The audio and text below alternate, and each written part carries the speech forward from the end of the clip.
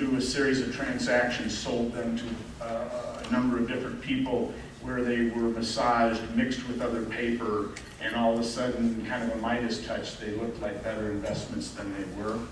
And then when those loans went delinquent, investors who had thought they were investing in a fairly safe investment found that they had not, that they had invested in a fairly high risk form of investment, and so they are now reluctant to invest at all.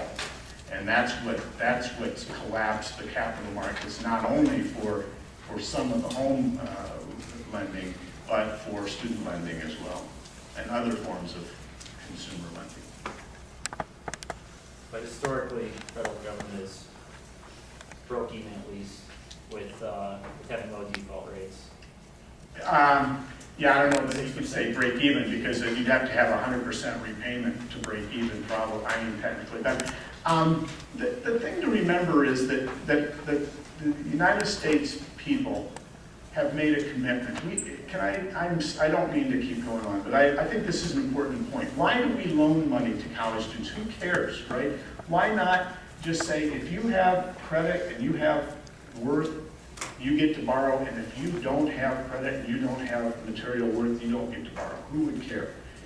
The American people care, because we've said that higher education, if it's going to be the great sorting mechanism in our society, and I think it is, who gets ahead in this world, is correlated almost perfectly with education. If education is going to be the great sorting mechanism of our society, then the American people have said it is absolutely imperative that everybody who has earned a right to be in college have the opportunity to go to college. So the American people have said, we will pay money out of our pocket and we won't get it all back. We expect to lose money in Pell Grants. Pell Grants don't come back to the federal government to taxpayers. They're gifts, they're grants. But the American people in Congress have said, we think that's a worthy investment, to invest in the next generation of young people, to mine the talent that's, Thomas Jefferson said it is better than I can. He said that it's imperative that we allow for the talent sown as liberally among the children of the poor as children of the rich, that they will go unused if we don't. And he was suggesting that our democracy wouldn't be successful if we didn't make sure that we gave the talents of that were born innate into the children of the poor the same opportunities as the children that were born to families in needs. That's why we do this. And so there is a cost, no question about it. The question is how much of a cost, and if we can save taxpayers $80 billion and then move it to students. I mean, if we can give students $80 billion without costing taxpayers another penny, that seems like a pretty strong argument to me. Did I answer your question? Hey, thanks for inviting me. Good luck tonight. I wish I could stay and listen to your debate, but I have to be at Southwest High School, in fact, 5 minutes ago. So thanks.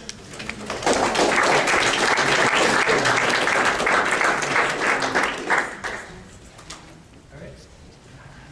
Thank you very much, our open forum speakers. Do we have anybody else wishing to speak in open forum? Anybody else? All right. Seeing nobody else, this will conclude open forum. We'll move into executive reports. I think President Collins is ready. All right. Thank you. Before he leaves, can we all just thank Andre so much for letting us be here tonight? It's a pleasure to have the first meeting.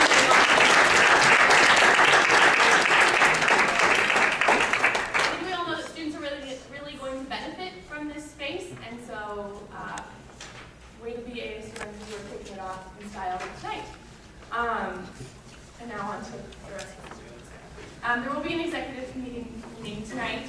At our next Senate meeting after spring break, Jared, Solomon, Barmore, and I will be in Washington, D.C. lobbying for higher education at Big 12 on the Hill. And so tonight, what you're going to see are a couple of government bills that enable us to act with the Big 12 schools we're with on some important issues. So you ready for those?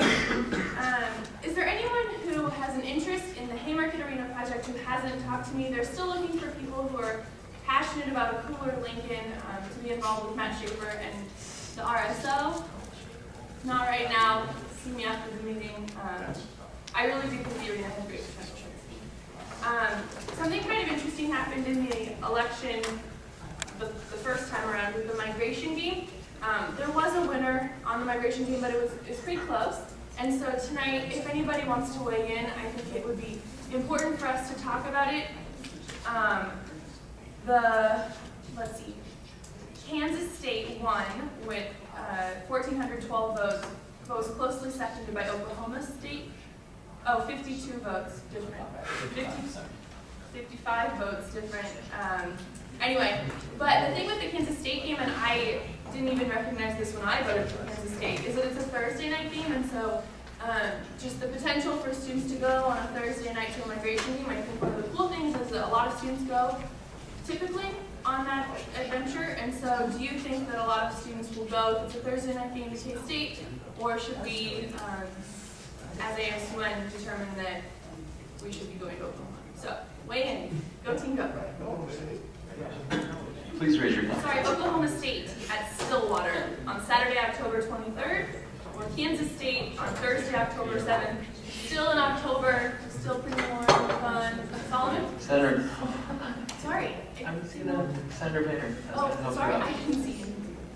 Senator Painter. I think we should, I like Oklahoma State for the reason of Kansas State's only 2.5 hours away. If you want to take it to the K-State, it's pretty easy to get one. It's a very short trip on a Thursday night. I think a lot of people will go to that game anyway. The game that they probably won't go to is the Oklahoma State game. But if you have tickets available for them through the migration system, then there's a better chance of people going to that game. It's at T-Boone Pickens Stadium. Yeah. I think it would be the way to go on. Because you could still go to the K-State game pretty easily, but the Oklahoma State game is tough. Do you have any quotes for us from TO on this one? If you want them, I can bring them. Senator Williams. I think I did let the students decide again, maybe put it on Blackboard, and we did that my freshman year, and we were able to choose a runoff kind of thing. Maybe we could put the dates next to it so that they know it's Thursday. See, the thing was, the dates were on this election. Yeah, and I still voted for the Thursday.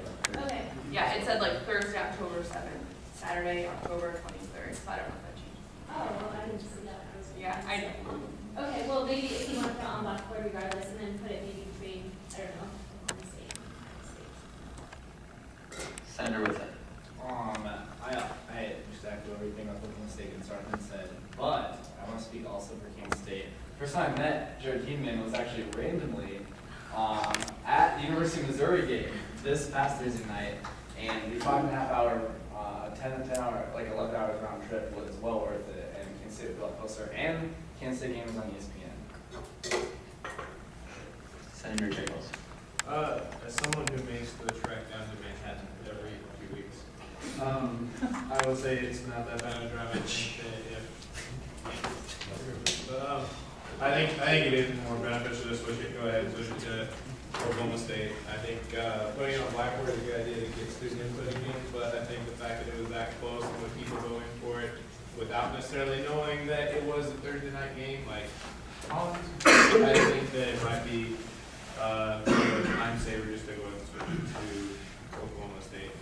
All good. Plus, it'd be a really, I think, it'd be an experience to go down. We're opening up the experience to go to a state that not very many people get to go to, whereas it's an easier to go get experience to go to Manhattan or to Ames. So I think it would be beneficial to go and switch it. Senator Egger. More students voted for K-State than Okie State. I think respecting the spirit of democracy, it would be safe to let the student voice count more than ours. Senator Petty. If someone wanted to propose a bylaw change that would make it so that weeknight games were not on the ballot, you should probably do that on Fridays. Okay, President Collins. Yeah, can we just do a quick, not Brian, a vote? I'll do the vote, just like administer the vote. Just like a quick, like K-State or Oklahoma State, and then we'll just go from there. Informal vote, that's why Collins is doing it. Can you say the vote tallies again? Sure. Kansas State had a total of 1,412 votes, and Oklahoma State had a total of 1,357 votes. What was Iowa State?